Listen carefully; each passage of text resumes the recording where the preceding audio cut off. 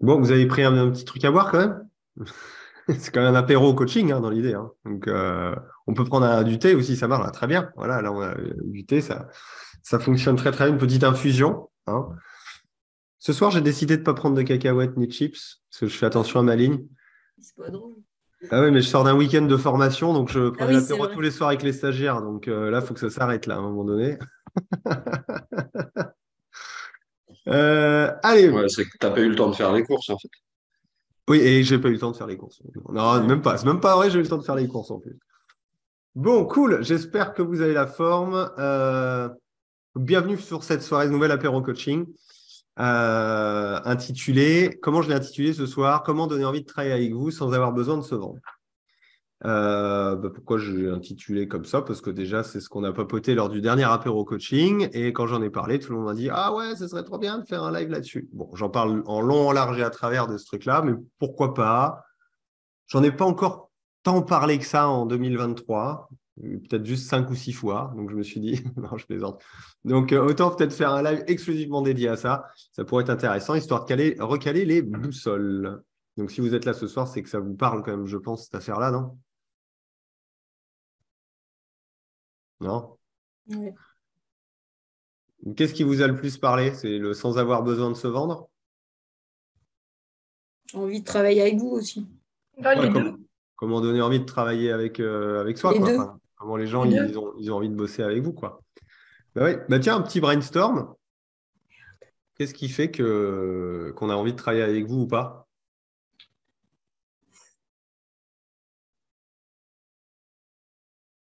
Voilà, bonne soirée. Ben, c'est sûr que si là déjà il n'y a pas de réponse, effectivement, je comprends pourquoi vous êtes venu au live. La réponse, ok, super.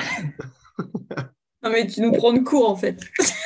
Ah ben non, ça fait une semaine que j'ai prévenu du thème, faut pas déconner quand même. Déjà, avant d'avoir envie de travailler avec nous, faudrait déjà qu'on nous connaisse. Eh oui, mais Et d'accord. imagine que tu es visible, imagine, Mhm. mais qu'est-ce qui va être déterminant sur le fait qu'on ait envie de travailler avec toi ou non? Parce que tu peux être visible, mais pas donner envie de travailler avec toi. Alors, la première réponse qui me vient de mes clients qui me trouvent par Internet, ça va être les avis. Oui, ça oui, bien évidemment. Les amis, c'est la vie. Les avis, c'est la vie. De toute façon, ça fait 3 ans que je le répète. Donc, OK, quoi d'autre? Parce que les avis, on n'en a pas toujours à donf, surtout la première année. Quoique. Il y a le site Internet, la façon dont on va se présenter notre approche, OK. le fond et la forme du site. OK. Donc, sur le fond et la forme, je suis complètement d'accord. Donc là, je reprécise la question. Et dans le fond de ton site, qu'est-ce qui va donner envie de travailler avec toi? Bah, ce que tu dégages, ce que tu proposes. C'est-à-dire?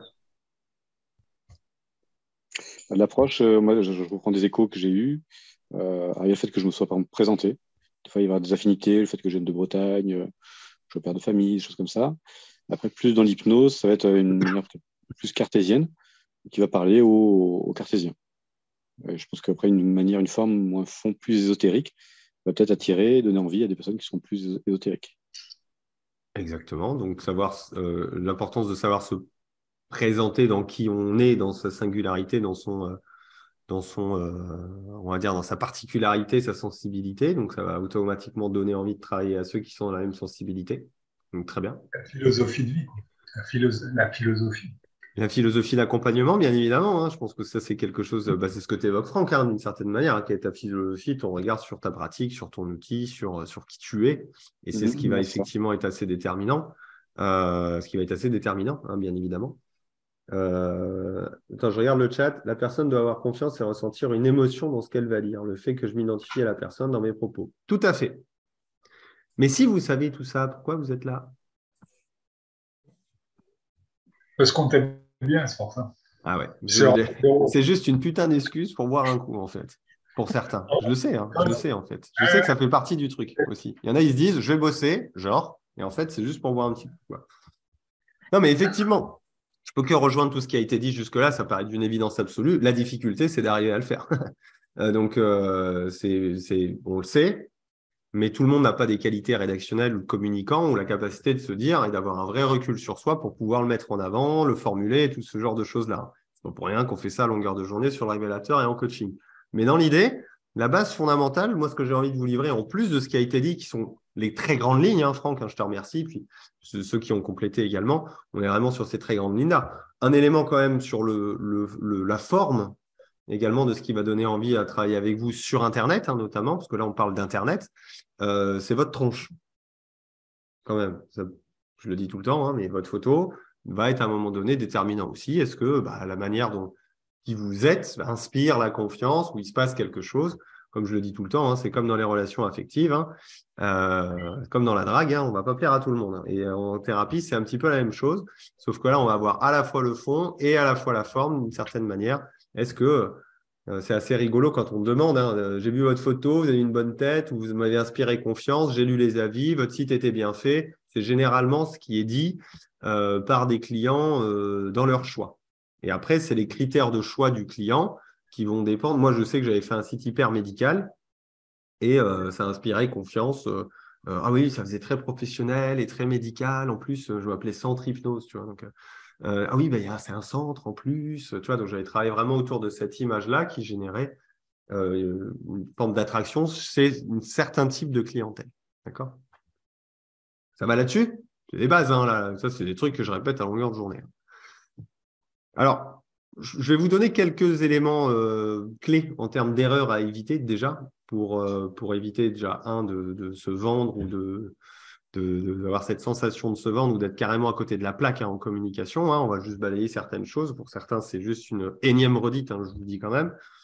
La première erreur en communication, généralement, c'est de croire qu'il faut plaire à tout le monde. Hein.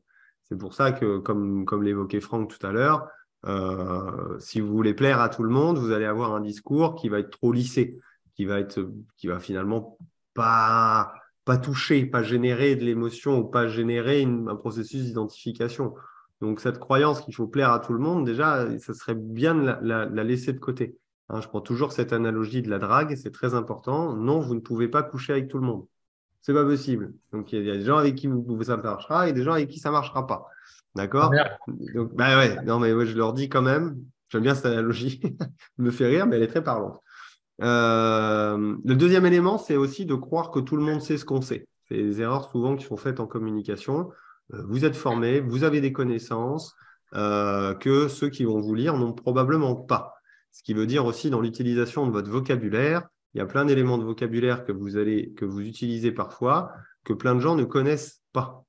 D'accord? Alors, entre nous, c'est cool, mais auprès de vrais gens, croyances, ressources, outils, clés, enfant intérieur, tu vois, tout ça là, la plupart des gens, ils y connaissent que dalle. Hein. Donc, C'est attention quand au même, vocabulaire. Oui? si je peux me permettre, c'est quand même paradoxal parce que pour les hypnos, on dit que quand on s'adresse au client, il faut s'adresser avec un langage comme si on parlait à un enfant de 8 ans et on ne le Oui. fait pas sur le reste. Bah oui. Mais moi, je le dis tout le temps, comme. Hein. Tu as remarqué en workshop, Fred, comment je fais hein. Je me mets dans la peau d'un enfant de 8 ans et puis je pose que des questions super reloues. Donc, parce, parce que les gens ne En savent pas rebelle. ce que vous savez, quoi. Comment? J'ai pas entendu. Un enfant de 8 ans rebelle. Oui, très rebelle et très chiant. Voilà, et particulièrement relou. Mais au moins, bon. Généralement, si vous arrivez à me convaincre, vous pourrez convaincre n'importe qui. Hein. Donc, bref, mais croire que tout le monde sait ce qu'on sait, c'est soyez très vigilant là-dessus. Hein. Toujours se mettre au niveau des gens, je pense que ça. Mettre au niveau, ça ne veut pas dire que vous êtes supérieur ou inférieur. C'est-à-dire discuter avec un ingénieur en aéronautique, vous n'allez rien comprendre. Enfin, moi, personnellement, je ne vais rien comprendre. Quand même, je m'y connais un petit peu en avion. Donc, l'idée de se mettre à niveau, c'est au niveau du champ de communication, hein, bien sûr. C'est ça dont je parle. Surtout dans la relation d'aide. Faites attention également aux petites erreurs de faire ce qui marche chez les autres. Hein. Typiquement, j'ai vu un site, son texte est vachement bien écrit, donc je vais un peu le copier-coller, je vais le remanier, etc., ou ce genre de choses. Ou j'ai entendu un discours qui fonctionne bien, je vais essayer de le redire parce que je trouve que ça fonctionne bien. Généralement, le principe d'incarnation du propos, de la présentation, des textes ou ce genre de choses est fondamental parce que ça se sent quand c'est du fake ou quand c'est pas du fake. D'accord? Donc, soyez assez vigilant là-dessus. Hein. Alors, celui que j'adore, c'est de ne parler que de soi et de sa pratique, en fait, en quelque sorte. C'est-à-dire, c'est des discours autocentrés qui sont souvent des erreurs en communication où là, je vous expliquerai un tout petit peu plus tard, on en parlera après. L'idée, c'est vraiment de s'intéresser vraiment à l'autre et de qu'est-ce que la personne souhaiterait résoudre et pas juste salut, j'ai un super outil, je vais vous expliquer comment ça fonctionne. La plupart des gens, ils en ont rien à foutre. Vraiment. C'est après que le process de rationalisation, de comprendre finalement comment ça marche ce que vous proposez sera pertinent. Mais en amont, la personne veut déjà savoir. Vous avez remarqué, hein, il a une bonne tête, il a des bons avis, ça fait pro, et est-ce qu'il peut résoudre ce que j'ai comme problème? Donc, vous voyez que qu'est-ce que je fais, la pratique, elle arriverait presque en 5e point de critères de choix. Et sauf que souvent, je le vois en premier dans la communication. Vous voyez de quoi je parle quand je dis ça? Je vérifie quand même. Oui, oui. Oui, c'est bon? OK. Bon, un que j'aime bien, c'est croire qu'il faut toujours dire la même chose. Hein, non, pas toujours dire la même chose. Je pense que c'est important, notamment en one-to-one, ou quand on a des personnes au téléphone, ou quand on rencontre des gens, quand on développe un réseau, l'intérêt, c'est d'adapter son discours en fonction de la personne qui est en face. Donc là, on voit bien que ça nécessite un petit peu d'adaptabilité. Et idem, sur un site Internet, c'est toujours intéressant de définir à qui, quelle page va s'adresser et de choisir vraiment un angle. C'est là où, voilà ce qui était évoqué au début avec Franck, quoi. Alors, comment on crée la confiance finalement? Parce qu'il s'agit de ça. Hein. Si on veut vendre sans vendre, entre guillemets, si on veut créer de la confiance, donner envie sans vendre, il faut donc générer de la confiance. Donc, de l'adhésion et de la confiance. Comment on génère de la confiance généralement en tant que praticien? Allez-y. Les avis. Oui, bah, ça d'accord.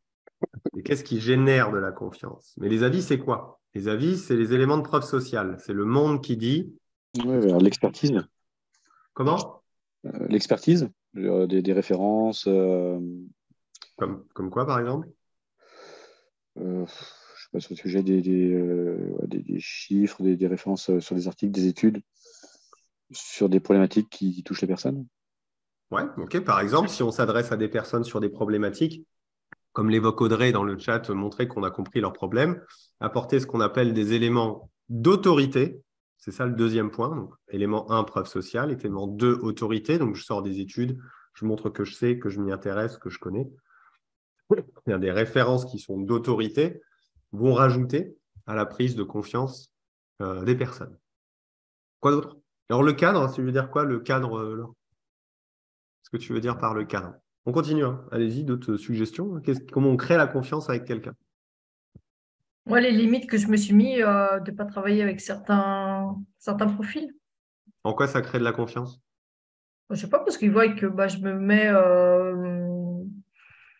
mets mes propres limites, enfin pas limites, mais certains publics avec qui je veux pas travailler et c'est peut-être une forme pour les rassurer aussi, de voir que quelque part je peux déléguer, quoi.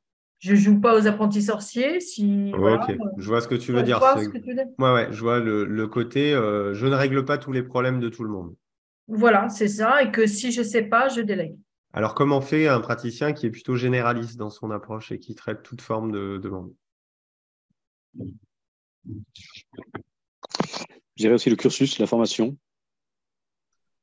Ouais, et l'élément d'autorité à la rigueur, Ah mais oui, c'est vrai hein. que dans beaucoup de pratiques alternatives, c'est surtout nous qui sommes au courant de la valeur des écoles plus que les gens. Généraliste n'est pas un spécialiste, hein. Ah oui, généraliste, c'est pas spécialiste. Donc, si on exclut certains accompagnements pour générer de la confiance, c'est l'idée qu'il y a derrière, ce qui n'est pas tout à fait faux dans ce que tu dis. Je peux être assez d'accord. Mais comment ferait un généraliste? Ça présupposerait que lui ne génère pas de confiance. Ou du moins, il faudra qu'il le fasse différemment. Donc là, tu me parles oui, ça, on va en parler.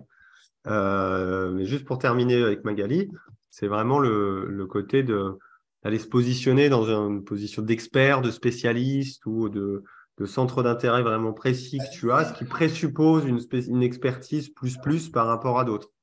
Traduit comme ça te va? Alors, moi, personnellement, je regarde la congruence des personnes.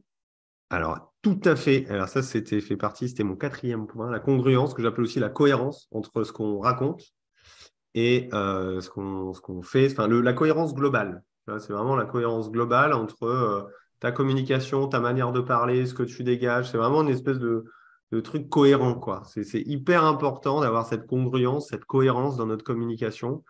Ça, c'est le rapport au tarif, le rapport à comment on va parler de nos valeurs et comment ça va se retranscrire dans notre manière de présenter, notre manière d'accompagner les gens. Tu vois. Je pense que c'est tout ça qui nécessite d'être plutôt cohérent et c'est là où l'authenticité, qui était évoquée juste avant, je crois que c'est toi, Priscilla, hein, qui parlait d'authenticité, hein, elle est absolument fondamentale parce que ça va générer vraiment de l'adhésion et de l'appréciation. Mais ce qui me renvoie à la règle numéro 1 des boulettes à faire, de ne pas faire, c'est croire qu'il faut plaire à tout le monde. Donc, ce qui présuppose que ça vous amène automatiquement à devoir faire cet effort, mine de rien, de recherche, d'être vraiment dans qu'est-ce qui fait que vous accompagnez des gens, pourquoi vous accompagnez des gens, ce en quoi vous croyez, votre approche thérapeutique. Toi, tout à l'heure, Franck, il parlait de quelque chose de très cartésien. C'était ça, Franck, hein, cartésien, hein, tu disais tout à l'heure. Hein. Ouais. Effectivement, c'est une approche, c'est une manière, c'est un angle, c'est une vision qui t'appartient et auquel les gens te rejoignent après derrière. Et plus tout ça, c'est cohérent, et en plus, quand ils viennent chez toi et que cette vision est toujours aussi cohérente, ça va générer vraiment de la confiance et l'envie de travailler avec toi. Okay. Enfin, avec vous. La posture et la congruence, bon, ça, c'est machin. Installer le cadre, notamment, ça va sécuriser et lever les peurs. Alors, installer le cadre, en communication, hein. Ça veut dire expliquer. Là, on est en com, là. On n'est pas en séance. Mais moi, je pars toujours du principe que ta séance, elle commence en com. Tu as déjà commencé à bosser, en quelque sorte, ta séance au stade de la communication. Quand la personne te voit, te lit, il y a déjà un effet qui se passe et qui démarre déjà la séance. Alors, ce qui va être fondamental pour générer de la confiance, quand même, c'est d'arriver à lever les objections et les anticiper. Et pour ça, il faut connaître les gens. C'est-à-dire de quoi ils ont la pétoche. Conseil que je donne tout le temps, regardez votre site web ou votre communication, votre manière de vous présenter ou tout ce genre de choses-là et vous posez une seule question et il faut trouver des réponses. Hein. Pourquoi je ne viendrai pas me voir? Il faut être très pragmatique hein, sur le truc. Hein. Pourquoi je ne viendrai pas me voir? Regardez votre site et développez un esprit critique en disant pourquoi là, je ne viendrai pas me voir. Si vous répondez rien, je pense qu'il faut trouver. Il y a forcément des trucs. D'accord? Parce que mon site n'a pas de personnalité. Bing. Donc, question suivante. Quelle est la personnalité que j'ai envie de donner à mon site et comment je peux le faire? C'est intéressant de vraiment travailler à cet endroit-là, d'être vraiment objectif sur ce qui donne ou non envie de venir avec vous. Deuxième question qui peut être intéressante, c'est… Juste, vas-y. si je peux me permettre, du coup, si on reprend ton exemple du centre hypnose La Rochelle, les gens qui viendraient pas te voir avec cet intitulé-là, ce seraient les gens un peu qui veulent sortir du truc un peu médical et tout ça, Ouais. quoi.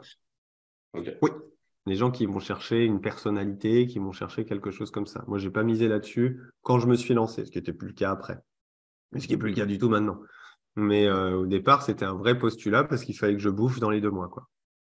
C'est simple. Hein. Je suis allé carrément comme un sale, comme si c'était le centre hypnose de La Rochelle avec des praticiens à gogo et tout ça. Ça donnait cet effet-là. Quand même, ce n'était pas écrit, mais ça donnait cet effet-là. Et on était plusieurs praticiens d'ailleurs à l'époque. On était 2. Si moi je sais, mais je suis dans une refonte de ma com, mon site ne reflète pas ce que j'apporte en séance et les retours très positifs de mes clients. Alors, si ton site doit refléter le retour positif de tes clients, tu mets tes avis en premier. Que penses-tu justement de varier formes selon les pages du site, page enfant, plutôt couleur vive, page soins? Tant que tu ne te retrouves pas, Fabienne, avec un site de carnaval, il n'y a pas de problème. Le tout, c'est que ça reste cohérent et vraiment dans une ambiance… des petites touches où tu joues sur les photos ou ce genre de choses, mais si tu mets une police différente sur chaque page, des couleurs différentes sur chaque page, je veux dire, à un moment donné, la personne, elle va juste… on peut comprendre, quoi. Je veux dire, est-ce que je suis au même endroit? Est-ce que j'ai quitté le site ou ce genre de choses? Il y a quand même un peu des conventions à conserver. Je je pense qu'il me semble assez essentiel en termes de cohérence, quoi.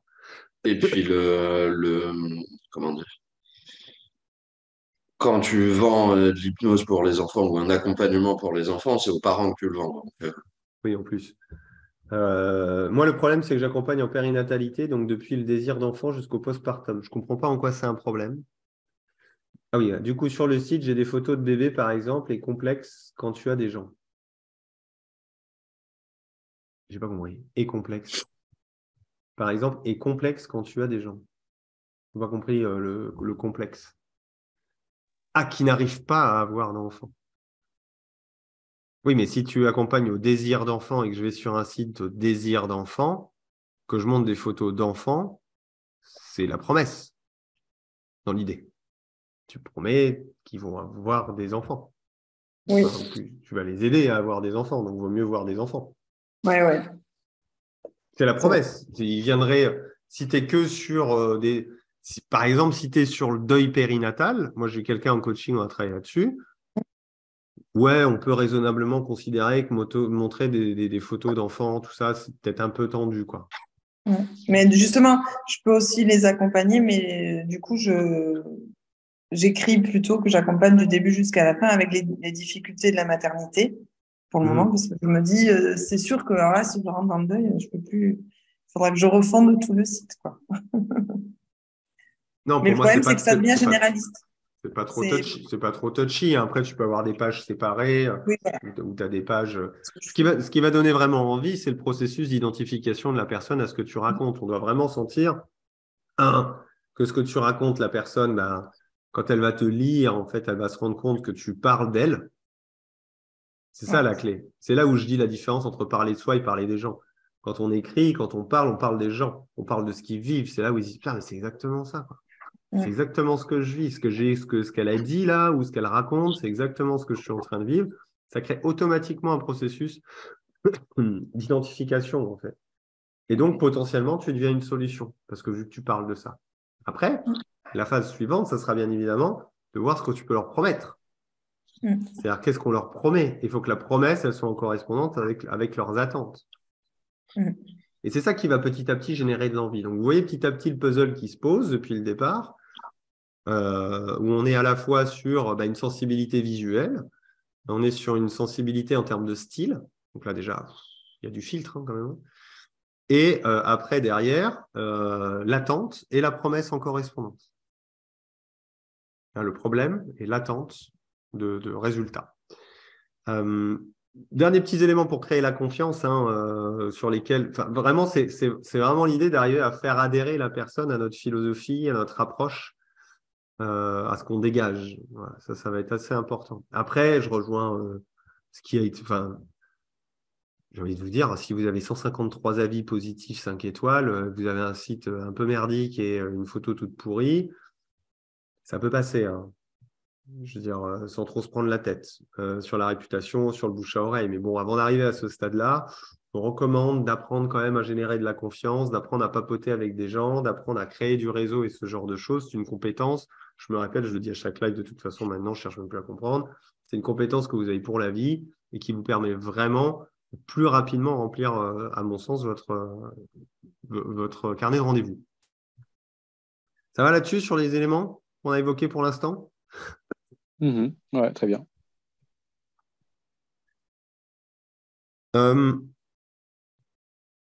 Les petits éléments encore qui coincent là au niveau du discours, c'est-à-dire quand on parle ou quand on écrit. D'accord? Là, tout à l'heure, j'ai parlé vraiment plutôt des boulettes générales en communication à éviter. Là, je vais aller plus précisément sur ce qui va faire qu'on donne envie ou non. C'est quand on va vraiment être au contact, à votre contact, que ce soit à travers de la lecture ou en vous écoutant, en étant en face de vous. Et là, il y a des éléments qui peuvent être un peu des tue-l'amour, quoi. C'est des gestes barrières, si vous préférez. C'est parler du comment ça marche sans expliquer à quoi ça sert. Alors celui-là, il est un peu subtil. Pour ceux j'en connais certains, là, m'entendra bâcher ça à longueur de journée, donc ils en ont ras-le-bol. Mais ils viennent quand même, d'ailleurs, c'est drôle. Ils sont quand même là ce soir. Mais parlais du comment ça marche. C'est un peu comme si je vous disais à quelqu'un qui n'ose pas parler en public, je vais lui dire, moi, mon job, ça va être de te reconnaître. Bon, déjà, je fais la totale avec le jargon. De te reconnecter à tes ressources, que tu reprennes confiance en toi et que tu arrives à gérer ton stress. OK? Donc là, on va se dire, je vais t'expliquer ce que je vais faire avec toi. Mais la personne, en gros, en face, elle en a un peu rien à foutre parce que son objectif, c'est d'arriver à s'exprimer en public en étant à l'aise sans devenir tout rouge et à transpirer 15 litres de sueur à chaque fois qu'elle se retrouve à parler devant quelqu'un. C'est ça qui va l'intéresser. Et c'est ça qu'il va falloir mettre en avant. Ensuite, vous pouvez expliquer comment vous allez le faire, gestion émotionnelle, reprendre confiance en soi, aller même encore plus dans le détail si vous voulez. Mais de garder l'élément en tête de ce que vous allez faire, expliquer à quoi ça va servir et pour quelle finalité, en fait. C'est la finalité qui intéresse les gens. Et plus la finalité que vous allez présenter, que vous allez expliquer aux gens, elle va les toucher, et plus vous allez générer de la confiance et de l'envie de travailler avec vous. Par exemple, sur un arrêt du tabac, par exemple, je vais t'aider à arrêter de fumer. Super, c'est la demande, super. Ok, j'arrête de fumer, terminé. Comment on pourrait le rendre sexy? Quand je dis sexy, vous avez compris, hein, il ne faut pas juste enlever le t-shirt, ce genre de truc. Hein. Comment on le rend sexy? À l'exercice, tiens. Moi, je bossais tout le week-end, allez à vous, là. C'est marrant. Bon, en précisant tous les bénéfices, sans stress, sans médicaments, sans... Ça peut. Par exemple, toutes les questions que peuvent se poser la personne, ouais. Ça peut. C'est-à-dire, on fait lever finalement les freins ou les choses qui font que jusqu'à aujourd'hui, elle n'a pas réussi, à la rigueur. Mais là, je parle d'un truc plus sexy encore. Leur dire qu'ils arriveront à se passer de ça et qu'ils ne seront plus emmerdés le dimanche à chercher le tabac ouvert ou des trucs comme ça, quoi. On peut déjà passer un petit cap qui est vraiment de les projeter effectivement dans un futur dans lequel la cigarette a disparu. On a sur les éléments de détail qui sont vraiment pénibles pour un fumeur. Donc là, on a un processus d'identification qui peut être encore plus fort par rapport à ça. Le coup du dimanche, chercher tes clopes, machin, tout ça, qui fait chier n'importe quel fumeur quand les tabacs sont fermés. Et quoi d'autre encore? Je leur Facile, dis. rapide. Pardon, c'est Colin, vas-y. Vas-y. Mais rapide, t'as dit Franck. Ouais, facile, le côté facile, rapide. Ouais, mais ça reste un comment ça marche, ça reste un moyen. Donc, il n'y a pas d'émotion. Ok, c'est rapide, c'est facile, cool. Je vais pas me faire trop chier. Ça génère pas le. Ah ouais, putain, tu sais, que le je vois au-delà, tu vois, le plus loin. C'est lui dont je suis en train de parler depuis tout à l'heure. C'est quoi le Parler des voir économies, parler des économies pragmatique, que la personne va faire. Ça fait 30 ans qu'elle claque de la thune. Ouais, il y a un truc un peu hardcore des fois, c'est leur dire qu'ils pourront profiter plus longtemps de leurs petits-enfants, par exemple. Tu vois.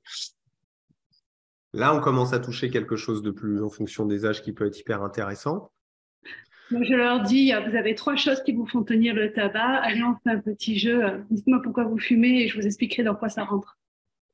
Pourquoi pas, mais là, tu es sur un site internet et c'est de l'écriture. D'ailleurs, je vais rebondir sur ce qu'a dit Audrey après. Du coup, tu le fais peut-être attaché à ses valeurs, au fond? Parce que arrêter de fumer, ça reste le côté pratique, ok, économie, etc. C'est chiant, ça coûte cher et tout, mais Ça, c'est rationnel, il n'y a pas de voilà. problème. Et après, au fond, c'est ok, en fait, qu'est-ce que ça va te permettre en fait de pouvoir regoûter, de pouvoir ressavourer des moments, de même découvrir des autres choses, justement sans la clope. Les aliments aussi.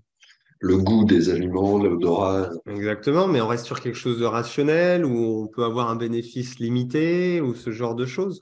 On peut aller taper, tu vois, Isabelle qui dit qui t'as pas envie de devenir. Je pense que c'est commencer à répondre à la question qui t'as pas envie de devenir ou qui t'as envie de devenir comme être dans le monde si tu arrêtes de fumer ou ce genre de choses.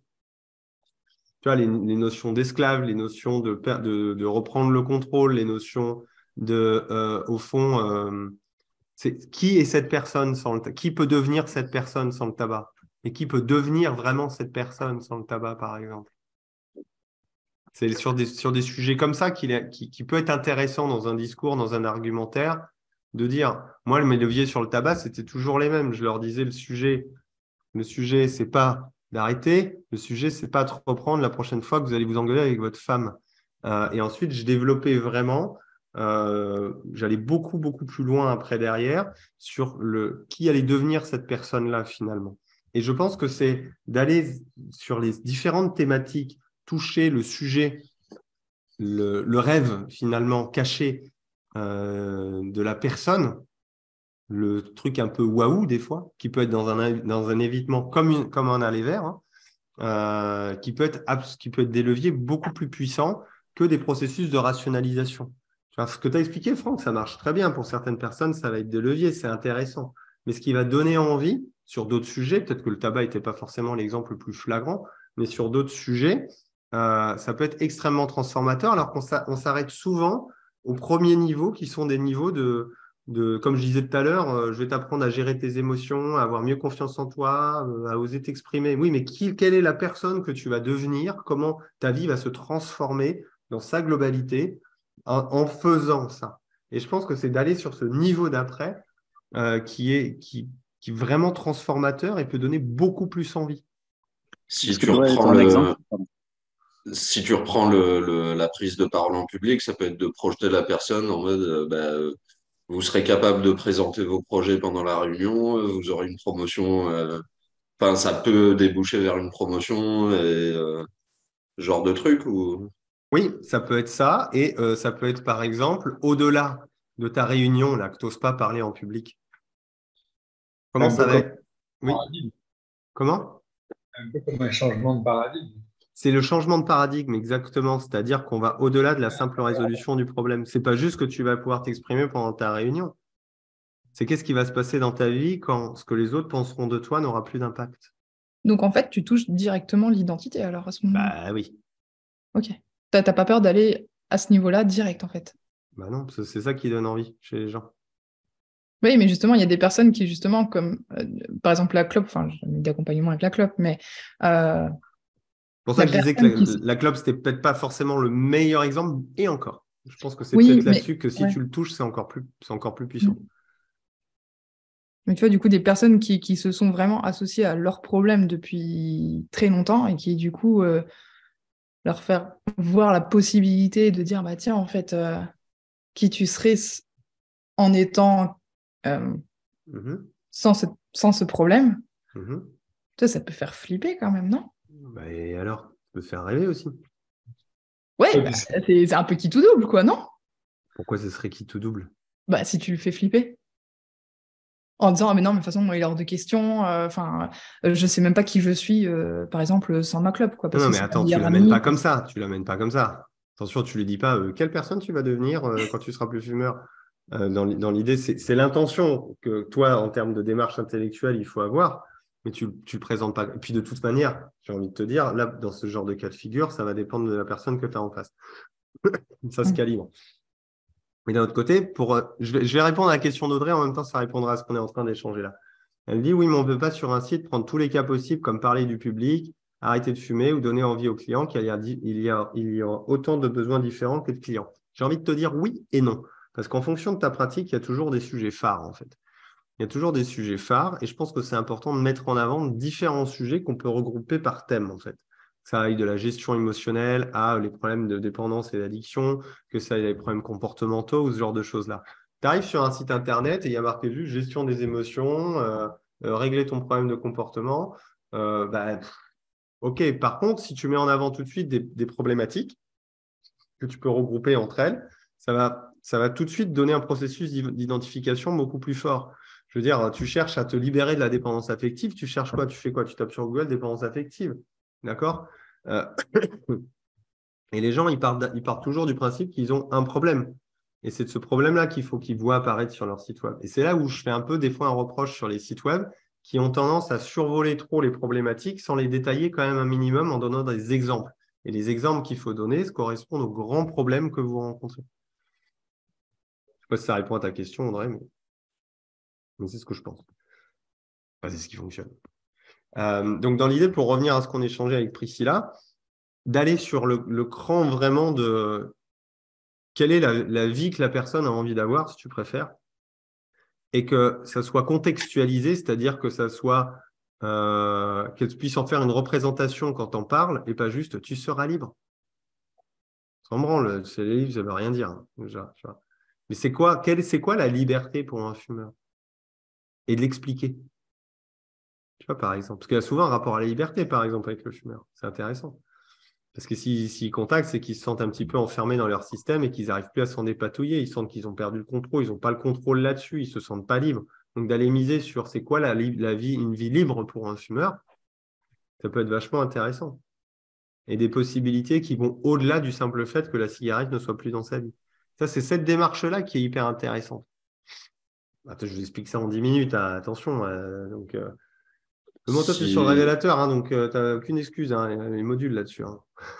Si tu reprends le tabac du dimanche, tu lui dis, ça vous évitera ça vous permettra de rester avec vos gosses et de jouer avec eux plutôt que d'aller courir des dizaines de kilomètres pour trouver vos clubs, quoi. Exactement. Mais c'est là le sujet du soir, c'est comment donner envie, quoi. Donner envie, c'est qu'à un moment donné, c'est trouver le bon équilibre entre une promesse qu'on peut faire à quelqu'un et éviter de péter le rêve ou alors de survendre le truc. C'est ça, ne pas se vendre, en fait. Ne pas se vendre, c'est d'arriver à faire une promesse qui va venir toucher quelqu'un et qui ne paraît pas irréaliste, en fait. Mais c'est assez subtil, hein. C'est pour ça que c'est aussi complexe et il y en a plein qui en chient à le faire. Après, ça aussi, c'est qu'à présenter beaucoup de rêves, finalement, il y en a peut-être un qui va parler à une personne, mais le fait d'en mettre beaucoup, ça fait penser aussi qui devenez la meilleure version de vous-même, enfin des choses très galvaudées. Arrête, j'ai un haut le cœur, là, il est tard, là. C'est 21h10, là, tu me fais pas ça à cette heure-là. Il faut trouver comme le bon équilibre pour pas. Et oui, les meilleures versions de vous-même, tout ça, je vous le dis tout de suite, si vous avez ça sur votre site web, quittez le live maintenant. C'est interdit, je ne l'autorise plus maintenant, c'est terminé. C'est des motifs d'expulsion du révélateur désormais, hein, ces trucs-là sur vos coms. Donc, meilleure version de soi-même, ça veut dire que vous êtes une grosse merde aujourd'hui. Déjà, rien que ce présupposé-là, je ne veux pas l'entendre. Donc, et puis, effectivement, Franck, je te l'accorde, c'est vraiment des surpromesses qui s'adressent, je pense, à des personnes qui sont vraiment parfois un peu trop dans une détresse et qui se font attirer justement par des promesses un petit peu illusoires. Donc, je pense que voilà, vouloir vendre du rêve ou alors vouloir trop plomber l'ambiance, c'est des éléments qui font partie des choses qui coincent un peu dans le discours. Tu vois, des discours un petit peu, oui, non, mais moi, tu vois, tu comprends. J'en ai parlé tout le week-end, là. Ils étaient tous là en train de me dire, ah ben oui, mais c'est un travail de co-construction. Hein, c'est pas moi qui fais tout le travail. Hein. Et je leur disais, ouais, d'accord, ok, tu as quelqu'un qui arrive, il est en méga galère et tu lui dis qu'en plus, c'est lui qui va bosser, quoi. Tu crois que ça marche, ce truc-là? Non, ça ne va pas marcher. De là à lui dire que c'est toi qui vas faire tout le taf, ce n'est pas vrai non plus. Donc l'idée, c'est comment on rejoint finalement la personne dans sa demande et sa problématique. Et je pense que c'est un des éléments fondamentaux de donner envie. C'est comment je rejoins la personne où elle en est dans son problème. C'est comme ça qu'on en parle. C'est le fameux rejoindre, accompagner, conduire, hein, qu'on entend beaucoup de Jordan Véro et via Philippe Miras aussi qui en parle, que j'aime beaucoup parce que c'est exactement ça. Et une communication, ce n'est pas juste un thérapeute qui pose son cadre pour se dédouaner de certaines choses. Non, en face, on a besoin d'avoir une promesse. On a besoin de se dire, OK, cette personne, elle va pouvoir m'amener quelque part dans une vie qui me plaît, que j'ai envie en fait d'avoir. Et à laquelle peut-être j'ose pas penser ou que je n'ai pas pensé. Et c'est en le lisant que je me dis que ça serait possible. Vous sentez ce truc-là, là ou pas? quand je l'évoque? Ouais, carrément. Attends, je lis juste le chat. Gestion des émotions est un bon produit d'appel, même si effectivement il y a du taf pour déconstruire cette idée de gérer des émotions. Oui, typiquement sur la gestion émotionnelle, j'ai rien contre le fait de marquer gestion des émotions sur un site web, mais de quelles émotions on parle? Quelles sont les difficultés qu'on rencontre? La gestion des émotions, certaines personnes ont du mal à gérer leurs émotions. Moi, je suis là pour vous aider à ce que vos émotions s'apaisent et qu'enfin vous puissiez avoir une vie sereine. Tu arrives à t'identifier à quelque chose à ça? Tu sais de quoi on parle? Tu sais qu'est-ce qui se passe? Tu penses que la personne, elle a envie de te suivre juste parce que tu as écrit ça? Et c'est ça le souci, en fait. C'est-à-dire que soit effectivement, vous êtes blindé d'avis et il n'y a pas de problème, la personne ne va pas chercher à comprendre parce qu'elle va se décider sur les avis et pas sur votre texte. Mais si ce n'est pas le cas et qu'elle a besoin de vous lire, ce n'est pas des textes comme ça qui feront la différence. Et c'est là où il faut aller un peu plus dans le détail. Tu vois, Typiquement, dans la vie, euh, comment je pourrais le faire? Typiquement, dans la vie, il y a certaines situations, certaines personnes, certains contextes qui vont nous amener à rentrer dans une émotion qui sort complètement de notre contrôle, qui fait qu'on réagit d'une manière où on n'aimerait pas du tout le faire, qui peut nous porter préjudice et nous amener parfois dans des difficultés relationnelles ou professionnelles. Mon job est de vous aider justement à identifier ce qui se passe réellement autour de cette émotion, de pouvoir travailler ensemble dessus en vous transmettant ce qui a besoin d'être transmis pour vous permettre de… Et après, on peut faire 20 lignes là-dessus. Mais tu vois, on part du postulat que on place un élément de contexte. C'est qu'est-ce qui se passe? On perd le contrôle sur nos réactions par rapport à certaines personnes, à certains lieux, à certaines situations. Tu vois, on commence déjà un peu à contextualiser. Et pourtant, je suis resté très global, tu vois ce que je veux dire? Et c'est là où je pense qu'on peut aller un tout petit peu plus loin, un peu plus finement, pour donner beaucoup plus envie aux gens de travailler avec vous parce qu'ils se sont lus dans ce que vous avez écrit ou entendus dans ce que vous avez dit. Oui, mais pour moi, le pro qui rédige doit tenir compte justement de ce que l'on veut faire ressentir. Et on échange jusqu'à être d'accord sur le fond et la forme, donc in fine, cela doit nous ressembler. Oui. Oui, je suis d'accord. Que penses-tu de demander à des pros de la com de nous aider à rédiger, à communiquer sur tous ces aspects? C'est un job à part entière. Alors, Audrey, moi, je pense que pour passer mon existence de ces 3 à 4 dernières années à aider des gens à pitcher, à écrire et ce genre de choses, je pense que c'est mieux que tu apprennes à le faire que tu le fasses faire. Voilà, ça me semble absolument essentiel. Pourquoi? Parce que si tu le fais faire, déjà, tu n'apprendras pas à le faire. Et quand tu te retrouveras face à quelqu'un qui va dire « Ah, c'est quoi ton job ?» Et tu ne vas pas te dire « Attendez, j'appelle mon pro de la com, il va vous dire quoi, il va vous dire le truc. » Donc, je pense qu'il y a quand même un intérêt à apprendre à le faire soi-même. Et je pense que c'est aussi une excellente manière d'apprendre à s'intéresser à l'autre, chose qui est plutôt utile pour un accompagnant. Parce que ça vous force d'une certaine manière à vous adapter, à rejoindre la personne qui est en face de vous, à vous mettre dans les baskets de la personne qui est en face de vous. Et c'est un excellent exercice parce que c'est exactement ce qu'on est censé faire en séance. Non? Oui, je vois, non? Dites-moi, hein. Pas parole de l'évangile, hein. Moi, je suis là pour débattre aussi un peu. Hein. Rentrez-moi dedans. De toute façon, mon verre est presque vide, hein, donc il reste 15 minutes. Donc, je coupe quand mon verre est vide. Oui. Et si on manque de temps, on fait comment? Du coup, je rejoins un petit peu ce qu'Audrey avait pu partager. Ce n'est pas si simple. Elle a partagé quoi, hein?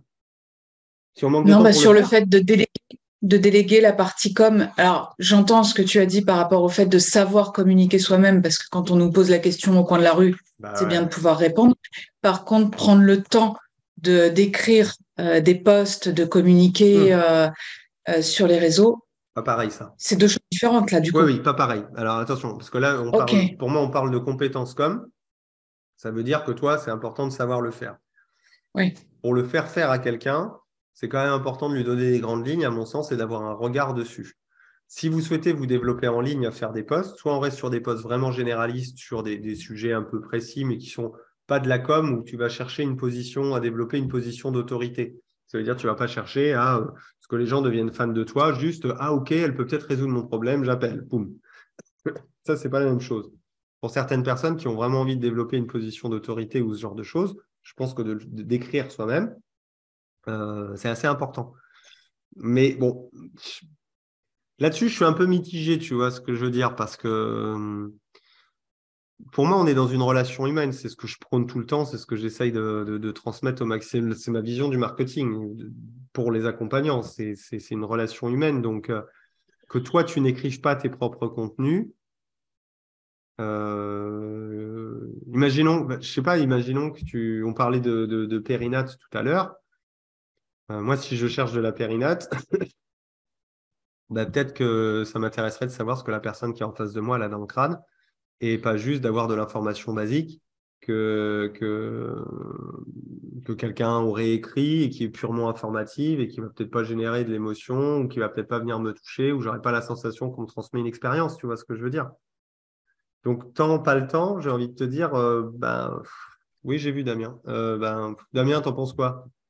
Moi, j'ai un petit retour d'expérience pour le coup. parce que j'ai fait mon site internet il y a 4 ans, la première version, je crois, un truc comme ça.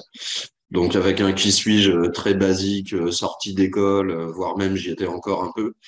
Donc avec 4 séances, enfin bon, bref, débutant pur. Donc le truc très jargonné, enfin voilà, froid, etc. J'ai vu que ça déconnait, j'ai fait appel à une copywriteuse qui a repris ce que j'avais fait, plus les éléments que je lui ai donnés, et c'était un peu mieux. Je parle de la page qui suis-je de mon site, hein, pour que ça soit clair. Et là, maintenant que j'ai refait moi ma page qui suis-je, j'ai des retours dessus, quasiment un client sur deux, quoi, qui me dit, ouais, je me suis retrouvé dans ce que vous avez dit, etc. Ce qui n'était pas du tout le cas sur les 3 années précédentes. Bah oui. Tu regarderas Donc après, tu regardes les replays du workshop avec Damien sur le sujet, Clotilde. Vachement intéressant. le truc, c'est que si tu fais faire, il y a forcément une formulation qui est pas la tienne, ou enfin voilà, il y a un truc qui. Mais Et ce que je disais dans le chat, si tu changes de positionnement, d'axe, etc., tu es obligé de repasser par quelqu'un. Enfin, voilà, après, c'est mais mon voilà, point de vue. pour rebondir sur ce que disait Audrey, oui, effectivement, l'idée de lui donner le bébé, qu'elle se débrouille, pour moi, c'est quelque chose d'illusoire, donc je suis d'accord avec toi, Audrey.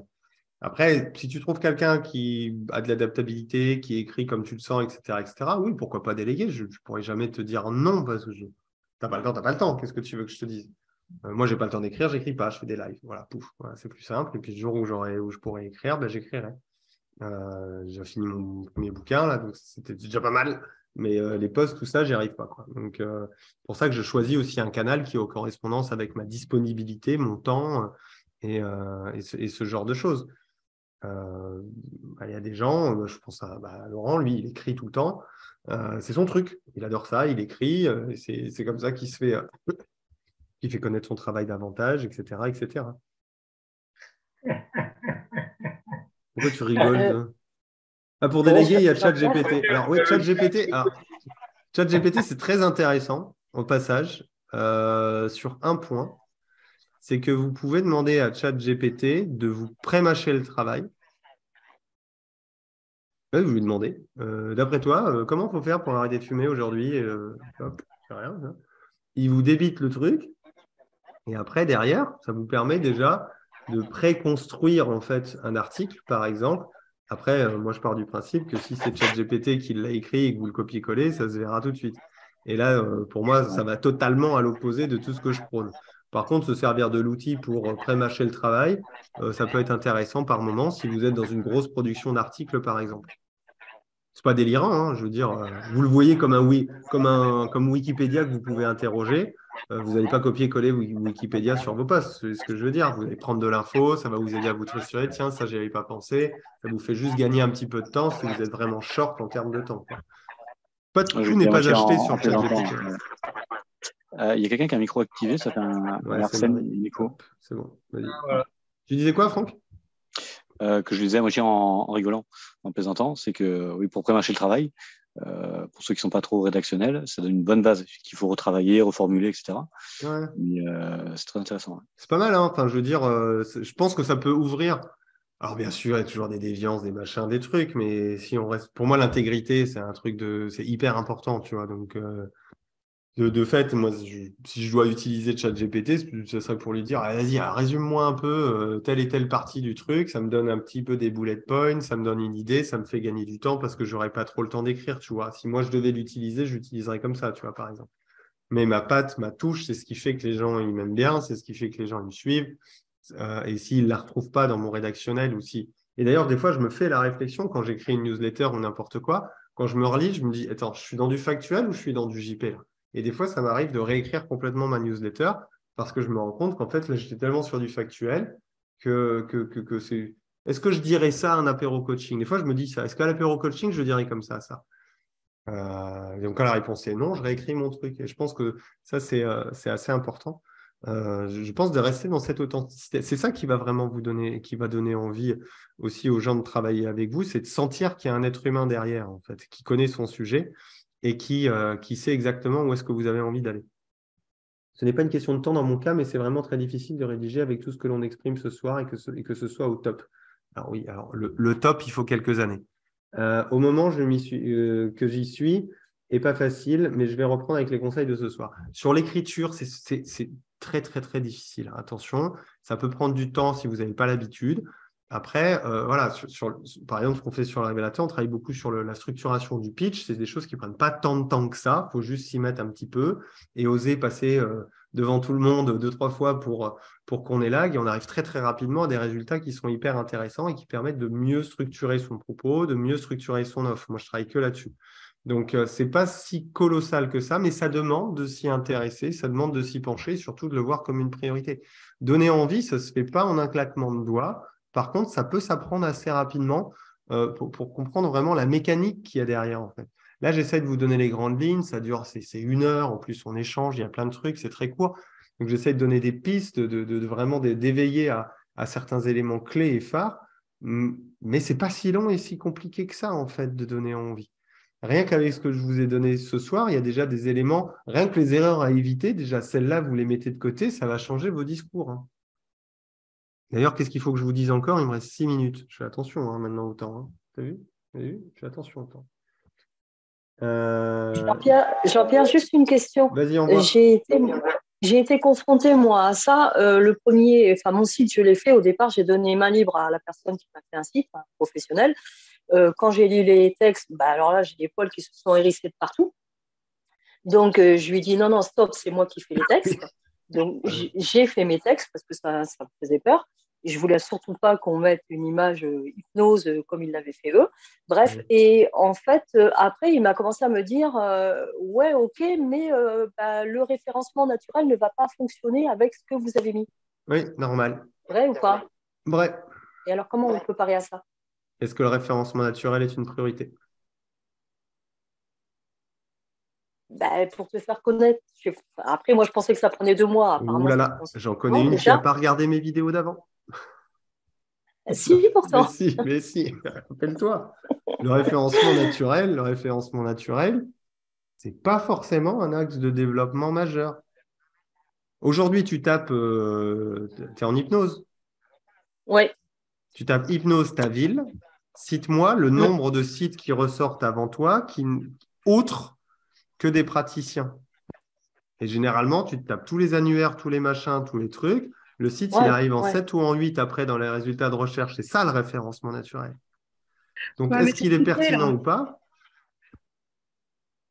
Oui, Ségolène, tu disais quoi? Si tu cherches de ton ordinateur, de chez toi, ton site, ta ville hypnose, tu vas apparaître directement en premier. Parce que déjà, tu as la géolocalisation et en plus, tu as ton historique. Il faut le faire en onglet privé, sinon ça ne sert à rien. Même les onglets privés, j'ai l'impression que ce n'est pas si neutre que ça. Pas si neutre, c'est les VPN, le truc qui marche. Moi, quand j'ai des invités, ça marche bien, Damien, c'est mieux. Mais si tu veux pousser le truc à mort, il faut claquer du VPN. Donc, la solution, c'est la pub, quoi. Généralement, si tu veux être visible à travers Internet, ce qui va compter, c'est Google My Business, la publicité et la vraie vie, surtout. Je pense que c'est très utile au début, la vraie vie. Voir des gens, tout ça. Bon, moi, je sais que je récupère des clients par rapport à mon site, j'ai du mal à savoir, mais au téléphone, parce que systématiquement, je les appelle et systématiquement, ça passe. Ça, c'est bien. Ça veut dire que tu convertis bien. Ça, pour moi, c'est un très bon indicateur. Hein. Les gens qui appellent et les gens qui prennent rendez-vous après l'appel, c'est un excellent indicateur. Tu vas aller voir une entreprise, Audrey, qui crée des sites et ils te font payer un abonnement de 119 € par mois pour le référencement naturel. Du coup, c'est inutile. Oui et non. Si ça te tord tes textes, moi, j'ai vu des textes écrits par des trucs en SEO, il n'y a aucune âme, il n'y a rien du tout. C'est une catastrophe. Donc... Tu vois ce que je veux dire? Il peut y avoir des pages qui sont très bien référencées. Le référencement, ça peut être des pages qui sont très bien référencées, qui sont travaillées en SEO. Ça n'empêche pas d'avoir un qui suis-je qui cartonne, d'avoir mon accompagnement, quelque chose qui soit mis en avant. Les problématiques concernées, ok, il peut y avoir des titres un petit peu SEO, mais dans les contenus, je pense qu'en termes de rédactionnel, on peut faire un petit peu mieux pour donner envie, pour susciter de l'intérêt, pour montrer qu'on sait de quoi on parle, pour bien proposer ce vers quoi on a envie d'amener les gens. Ça, ce sont des choses qui peuvent être faites. Mais surtout, je pense que développer ce discours-là, apprendre à vraiment se dire, tiens, mais qu'est-ce qui fait que si je suis assis à côté de quelqu'un là sur le canapé, la personne, elle va se dire, ah ouais, putain, c'est intéressant ce que tu fais. Qu'est-ce qui va faire qu'elle va se dire ça? Parce que vous lui avez expliqué comment ça fonctionne votre outil ou parce que vous avez réussi à la projeter dans quelque chose? Vous voyez ce que je veux dire? Et c'est ça, je pense, qui est absolument essentiel et c'est peut-être le seul message que j'ai envie de vous transmettre ce soir. C'est vraiment ce truc-là. Parce que l'autre, il doit savoir à quoi ça sert ce que vous faites concrètement. Est-ce qu'il est concerné par ce truc-là? Est-ce qu'il peut être concerné? Et c'est là où développer une petite chat autour des lieux communs ou des choses que la plupart des gens rencontrent, c'est vachement intéressant.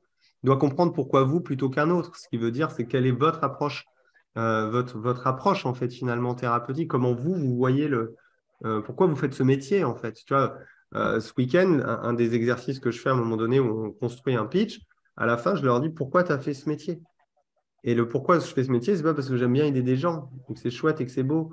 Non, ça part d'une vision du monde, d'une vision de ce pourquoi finalement ils en sont arrivés où ils en sont et quel est finalement l'enseignement qu'ils ont eu de toute leur expérience et qui les amène aujourd'hui à vouloir transmettre cette expérience-là.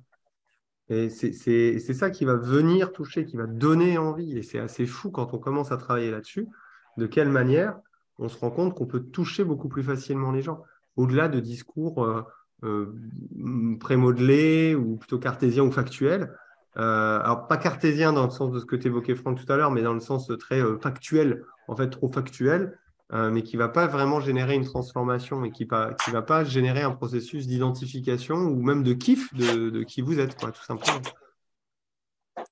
Est-ce que plusieurs pages sur un site, c'est important pour donner envie ou ça peut agacer? J'ai l'impression que les gens n'ont plus envie de lire, ils veulent que ce soit concis et de suite qu'ils puissent voir qu'il y a de la solution. Oui, c'est pour ça. Oui. Enfin, un site, c'est généralement lu en diagonale. Si le site, il y a beaucoup d'écriture, c'est plus travailler pour le référencement naturel. Ce qui est important d'être compris sur un site, je vais le reprendre entre ce que j'ai dit tout à l'heure et ce que j'ai dit maintenant. C'est vraiment 1, est-ce que c'est pro? 2, est-ce que la tronche, ça plaît? 3, est-ce qu'il y a des avis qui montrent que la personne, elle est fiable? Et 4, est-ce que ce qu'elle accompagne me concerne? Et ça doit être tout de suite dès la page d'accueil. Ensuite, de rentrer un petit peu plus dans le détail pour que les gens voient comment vous avez l'approche de ce problème-là, me semble être une étape plutôt intéressante à travailler, ou du moins à cultiver et à travailler dans le temps. Parce que c'est intéressant, vous croisez quelqu'un et toi, l'arrêt du tabac, tu travailles comment? Qui sait répondre à ça aujourd'hui en étant punch et en touchant quelqu'un? Ce n'est pas forcément le cas. Par contre, si vous apprenez à le faire, je peux vous dire que ça risque de temps. Quoi, c'est vrai, Damien? Comment tu fais, toi? Ouais. Comment tu fais pour… Non, mais je ne demande pas de répondre, hein. Mais c'est dans l'idée, voilà. Je peux. Mais tu vois, et je pense que c'est des petites choses comme ça qui font que si vous, en marquant aussi votre positionnement, ce qu'on appelle un positionnement sur une problématique, sur votre manière d'aborder le poids, d'aborder le sommeil, d'aborder la gestion des émotions, toutes ces choses-là, c'est des choses qui s'apprennent. Hein. C'est pas si compliqué que ça, mais c'est ce qui peut faire que les gens vont se dire j'aime bien votre approche. Tu vois, cet effet-là, ça me parle ce que vous me dites, j'aime bien votre approche. Si vous générez ça, vous n'avez pas besoin de vous vendre, les gens ils viennent vous voir. Si tu résumes, c'est pouvoir expliquer aux gens. C'est Marie, son micro. Ouais, c'est bon, j'ai coupé. Si tu résumes, c'est pouvoir expliquer aux gens c'est quoi le changement et comment tu le provoques, quoi. Quelle est la transformation que tu leur proposes et comment toi tu vois le chemin pour les amener à cet endroit-là. C'est ça, c'est la clé fondamentale à travailler en fond. C'est toujours ça. Et c'est ce qu'on fait tout le temps, si tu regardes bien sûr les acteurs dans le film. Fred? Ouais, je disais, moi, en fait, ça me parle ce que tu dis parce que je suis en pleine danse. J'ai mon site en préparation. D'ailleurs, je ne vais pas tarder à passer au grid. Il y a une place de libre vendredi, tu sais? Non, mais c'est encore trop tôt, là. Ah bon, d'accord. Et en fait, le biais de ça, c'est que, et je pense que moi aussi, moi, je m'inclus dedans, on veut tous faire des choses parfaitement d'entrée. Et ça, c'est pas possible. Il faut expérimenter, essayer de faire justement des rédactions comme on le sent. Ça ne peut pas être parfait d'entrée. Hein. Exactement. Et surtout, comme tu disais tout à l'heure, moi, j'ai souri parce que celui qui me fait le site, il a voulu faire un contenu, qu'est-ce que c'est l'hypnose? Et justement, il est passé par ChatGPT. Et ça m'a fait sourire quand tu as parlé de ça, parce que j'ai tout repris, en fait. J'ai tout repris parce que ça correspond pas du tout à ma façon de travailler, ma façon de voir les choses. Donc voilà. Et en même temps, le bien, c'est que j'ai l'impression qu'on veut que tout soit parfait tout de suite, alors que c'est pas possible. Mais ça se comprend. Ça même empêche de faire des choses. Mais ça se comprend. Et de toute façon, j'avais dans qu'est-ce qui fait que ça peut coincer, j'avais mis 6 points. Le dernier point, j'avais marqué ne pas oser se planter. C'est ce qui fait qu'on peut foirer notre discours. C'est ne pas oser se planter. C'est de supprimer la phase d'apprentissage et d'expérimentation. Parce qu'on y met trop d'enjeux derrière. On y met les enjeux que mon discours doit convaincre la personne ou toucher ma personne systématiquement. Non. Peut-être que votre manière de vous exprimer aujourd'hui, ça va toucher certaines personnes et que la manière dont ça va évoluer d'ici 3-4 ans, ça touchera d'autres personnes. Et je pense que et se planter, entre guillemets, c'est juste votre manière de l'exprimer aujourd'hui, elle touchera des personnes. Votre manière d'exprimer demain, elle touchera d'autres personnes, etc., etc., etc., tu vois. Mais oui, pas oser se planter dans un pitch, dans un discours, dans un texte. De toute façon, on peut le rapporter. Si on n'ose pas se planter, là, on peut faire 4 heures. Là, je refais un apéro coaching. Juste sur se planter, il n'y a pas de souci. Pour finir le partage d'expérience, désolé, Ségolène. Vas-y. Je vais refaire mon qui suis-je là dans les jours à venir et sûrement que je le ferai dans quelques années ou quelques mois, je le referai. Et en fait, tu n'as jamais de version définitive, c'est que des versions intermédiaires. Parce que si c'est une version définitive, ça veut dire que tu n'évolues plus derrière. Et bon, ça veut dire que la vie n'est pas trop faite comme ça, quoi. Ça veut dire que tu n'es plus là, c'est fini, quoi. Je veux dire, la manière dont je parle de ce que je fais aujourd'hui, ça n'a rien à voir même il y a 6 mois, ou il y a 1 an, il y a 2 ans, il y a 3 ans, il y a 4 ans. C'est pareil sur la vision du monde, c'est pareil sur la vision, je sais pas moi, des relations affectives, sur la vision de la politique. On ne fait que évoluer. Ce qui présuppose que d'avoir un discours parfait tout de suite, c'est même pas un impossible, c'est que c'est une hérésie, en fait. Ségolène. Oui, j'allais dire, j'ai fait l'opposé total de Fred. J'ai fait une formation sur profession libérale pour créer un site internet WordPress le matin.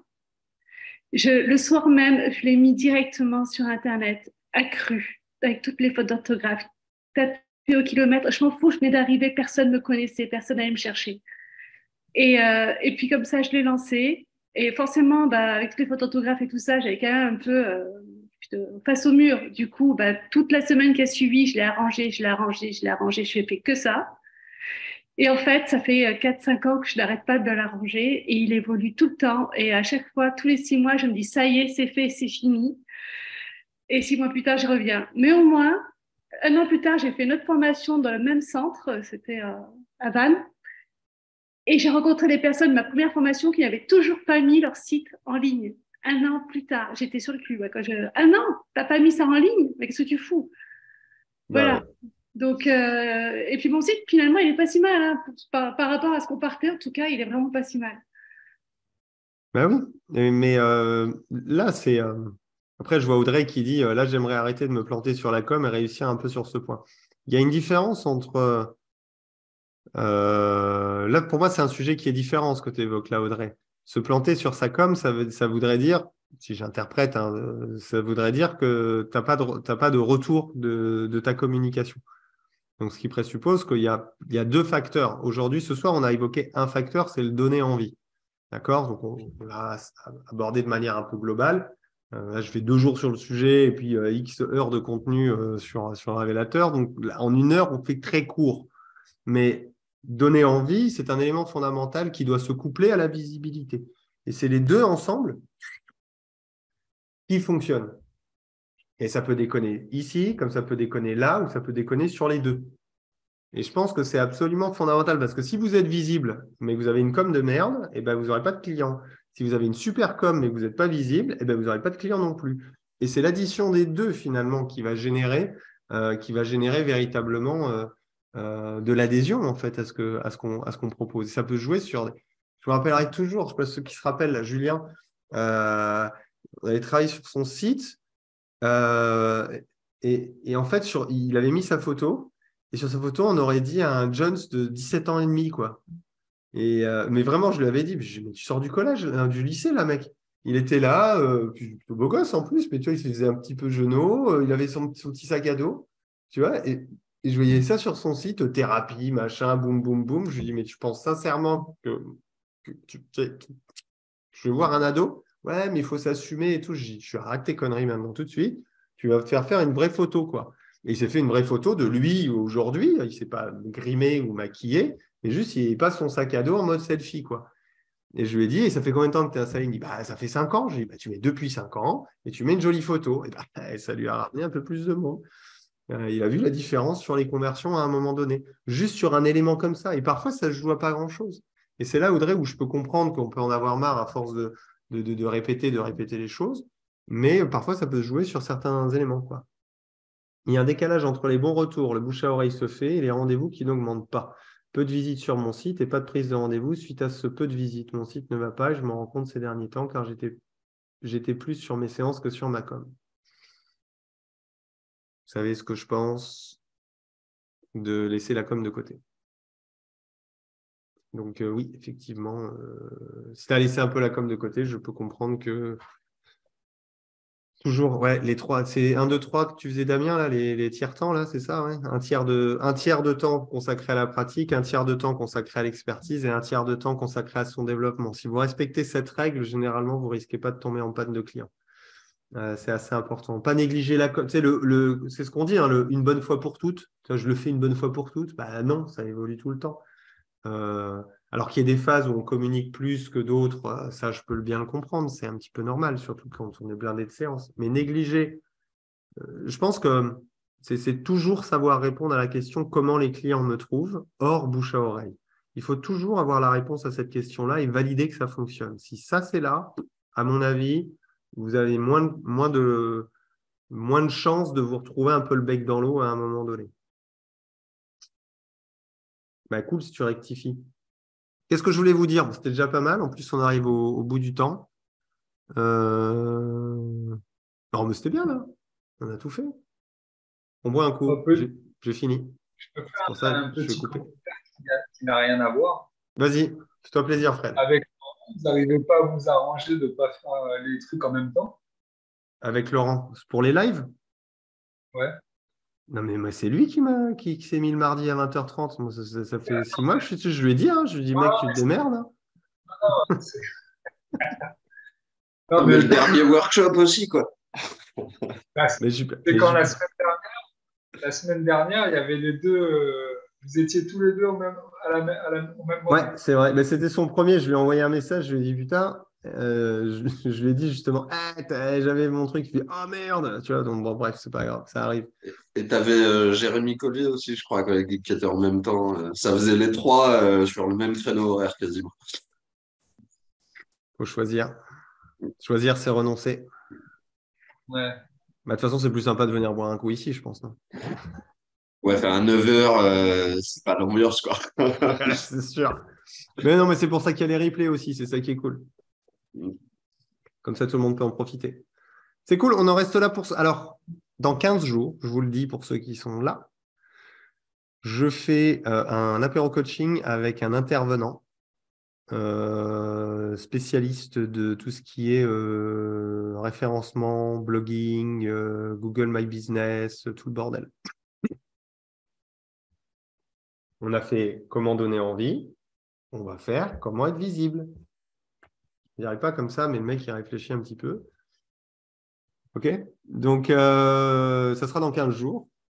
Donc, passez une bonne soirée, prenez soin de vous. Ça m'a fait très plaisir d'être là avec vous. Et ouais. Merci Jean-Pierre. Bonne soirée à toi. Bonne soirée à tous. Allez, bonne soirée. Bye bye.